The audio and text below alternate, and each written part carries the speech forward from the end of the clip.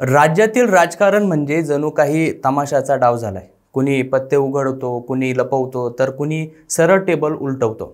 मराठा आरक्षणावरून सुरू झालेला संघर्ष आता ओबीसी समाजाच्या अंगणात येऊन धडकलाय।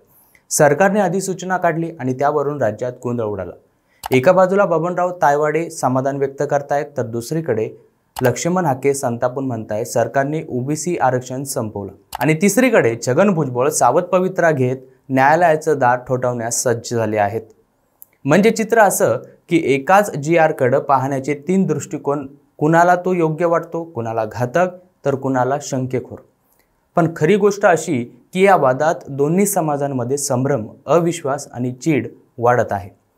मराठा समाजाला आरक्षण द्यायचं, पण त्याचवेळी ओबीसींच्या गळ्याला फास नको हे समीकरण सोडवणं सरकारसाठी अग्निपरीक्षा ठरते। आणि ती परीक्षा कशी होणार आहे, या तिघांच्या नेमका वाट्या कशा आहेत, तेच आपण आजच्या या व्हिडिओच्या माध्यमातून जाणून घेणार आहोत। नमस्कार, मी सूरज कामे आणि तुम्ही पाहताय सत्य पे सत्ता, म्हणजे थोडक्यात पण महत्त्वाचं। मराठा समाजाच्या आरक्षण मागण्यावर तोडगा काढण्यासाठी राज्य सरकारने नुकताच GR काढला। या GR मध्ये हैदराबाद गॅजेटियरचा उल्लेख आहे आणि कुणबी, मराठा कुणबी, कुणबी मराठा अशा जातींना जात प्रमाणपत्र मिळण्याची प्रक्रिया स्पष्ट केली। मात्र हा GR निघताच ओबीसी समाजात हलकल्लोळ माजलाय, कारण अनेकांना वाटलं की सरकारने सरसकट प्रमाणपत्र देण्याचा मार्ग खुला केलाय आणि यामुळे थेट ओबीसी आरक्षण धोक्यात आलंय। सरकारच्या मते हा GR फक्त अस्तित्वात असलेल्या नोंदीच्या आधारावर जात प्रमाणपत्र मिळण्याची प्रक्रिया सुलभ करते।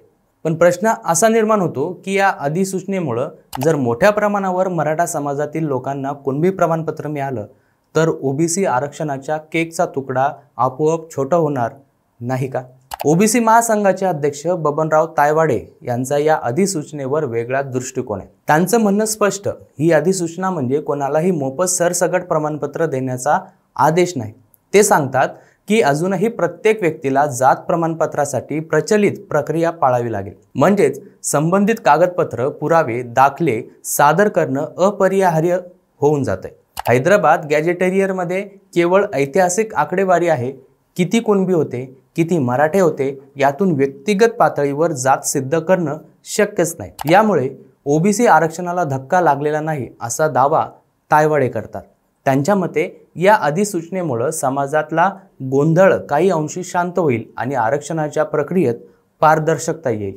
तर दुसरीकडे ओबीसींच्या हक्कांसाठी आक्रमक भूमिका घेणारे लक्ष्मण हाके यांनी तीव्र आक्षेप नोंदवलाय। त्यांचं वक्तव्य थेट सरकारवर आरोप करणारं, या अधिसूचनेमुळे ओबीसी आरक्षण संपुष्टात आलंय। सरकारने ओबीसींच्या नरडीचा घोट घेतलाय। हाके यांचा मुद्दा असा की आरक्षणासंदर्भात धोरण ठरवण्याचा अधिकार फक्त राज्य मागासवर्ग आयोग आणि केंद्रीय आयोगाकडे आहे। सरकार स्वतःहून अशा प्रकारे जात प्रमाणपत्राच्या नियमांमध्ये बदल करू शकत नाही। त्यांच्या मते या GR मध्ये बेकायदेशीर प्रमाणपत्रांना कायदेशीर आधार मिळेल। जे प्रमाणपत्र आजवर टेबलाखालून काढली जात होती ती आता सरकारच्या शिक्कामोर्तबाने वैध ठरतील आणि हीच बाब ओबीसी समाजाच्या भवितव्यासाठी धोक्याची घंटा आहे। राज्याचे अन्न आणि नागरी पुरवठा मंत्री छगन भुजबळ यांनी या अधिसूचनेवरून संतुलित प्रतिक्रिया दिली आहे। ते म्हणतात, सरकारच्या या निर्णयावर आमच्या मनात मोठ्या शंका आहेत। कुठल्याही जातीला उचलून दुसऱ्या जातीत टाकण्याचा अधिकार सरकारकडे नाही, त्यामुळं आम्ही या विरोधात न्यायालयात जाणार आहोत। भुजबळांचा हा पवित्रा महत्त्वाचा आहे, कारण ते स्वतः ओबीसी समाजाचे प्रमुख नेते आहेत। त्यांच्या मते हा केवळ समाजाचा प्रश्न नाही, तर घटनात्मक अधिकाराचा प्रश्न आहे। जर सरकारने आपल्या अधिकाराबाहेर जाऊन असा निर्णय घेतला असेल, तर त्याला न्यायालयात टिकवणं कठीण जाईल। या सगळ्या घडामोडींनी समाजात प्रचंड संभ्रम निर्माण झालाय। एकीकडे मराठा समाजाला वाटलं की सरकारनं त्यांच्या मागण्यांवर पाऊल टाकलं, तर दुसरीकडे ओबीसी समाजाला वाटतं की त्यांचा हक्क हिरावून गेलाय। हा संभ्रम दूर करण्यासाठी सरकारने स्पष्ट, ठोस आणि पारदर्शक भूमिका मांडणं अत्यावश्यक आहे। अन्यथा या दोन समाजामध्ये संघर्ष उफाळण्याची शक्यता निर्माण होऊ शकते। या वादळात राजकारणही चांगलंच मिसळलंय। प्रत्येक पक्ष आपापल्या मतदार बँकेचा विचार करूनच प्रतिक्रिया देत आहे। कोणी मराठा समाजाला खुश ठेवायचा प्रयत्न करतंय, तर कोणी ओबीसींच्या असंतोषाला भडकवतंय। मात्र या राजकीय खेळात सर्वसामान्यांचा प्रश्न कायम तसाच, आमचं खरं होणार की नाही? या सगळ्या संघर्षात लक्षात घेण्यासारखी गोष्ट म्हणजे आरक्षण हा हक्क आहे, दान नाही। एका समाजाचा हक्क दुसऱ्याच्या नावावर लिहून देता येत नाही। पण राज्यातली राजकीय समीकरणं, आंदोलनं आणि दबाव यामुळे सरकार सतत तडजोडीच्या वाटा शोधत आहे। बबनराव तायवाडे, लक्ष्मण हाके आणि छगन भुजबळ या तिघांची मतं वेगळी असली तरी या वादाने एक मोठा प्रश्न निर्माण केलाय। सरकार नेमकं कोणाच्या बाजूने उभं आहे? जर हा जी.आर. खरोखरच पारदर्शकता आणणारा असेल तर ओबीसी समाजाला तो स्पष्ट करून सांगायला हरकत नाही।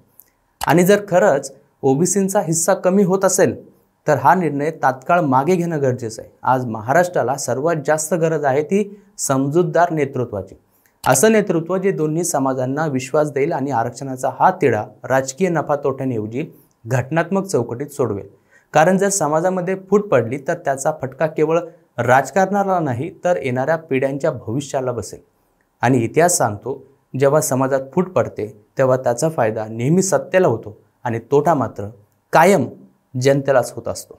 तुम्हाला याबद्दल काय वाटतं ते कमेंट करून नक्की कळवा आणि अशाच माहितीपूर्ण व्हिडिओसाठी पाहत राहा सत्य पे सत्ता, म्हणजे थोडक्यात पण महत्त्वाचं। अहो मला सारखा दम लागतोय हो। आज माझा अजिबातच मूड नाहीये। मला ना कसं तरी होतंय, माझ्या हातापायाला मुंग्या येतायत, माझं खूप डोकं दुखतंय आज। अहो माझ्या थायरॉइडच्या गोळ्या संपल्यात, लवकर आणून द्या ना। या सगळ्या कुरकुरी आपण देखील रोज ऐकता का? हो ना। अहो या त्रासावर सोपा उपचार आहे, डॉक्टर चाटेज होमिओपॅथी क्लिनिक।